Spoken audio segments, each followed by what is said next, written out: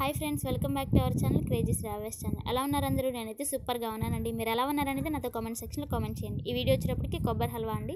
కొబ్బరి హల్వా తయారీ విధానం చూసేద్దాము. ముందుగా పచ్చి కొబ్బరి తీసుకొని వాటిని చిన్న చిన్న పీసెస్గా కట్ చేసుకోవాలండి. 2 కప్పులు పచ్చి కొబ్బరికి 1 కప్పు బెల్లం అయితే సరిపోతుంది. ఒక మిక్సింగ్ బౌల్లో తీసుకొని కొద్దిగా వాటర్ అనేది యాడ్ చేసుకొని దాన్ని గ్రైండ్ చేసుకోవాలండి.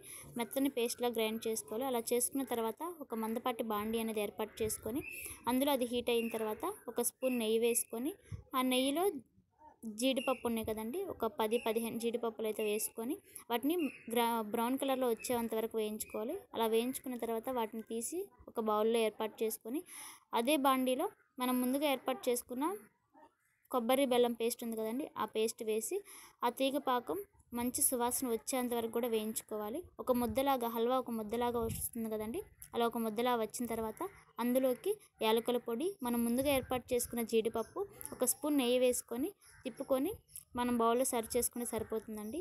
ఈ స్వీట్ వచ్చేటప్పటికి 2-3 డేస్ అయితే కంపల్సరీగా నిల్వ ఉంటుంది. ఈ స్వీట్ మీరు కూడా తయారు చేసి ఎలా వచ్చిందనేది నాతో కామెంట్ సెక్షన్లో కామెంట్ చేయండి.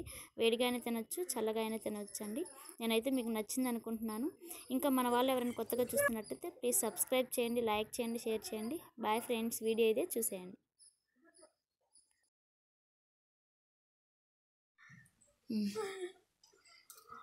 ఎలా బాగుందండి.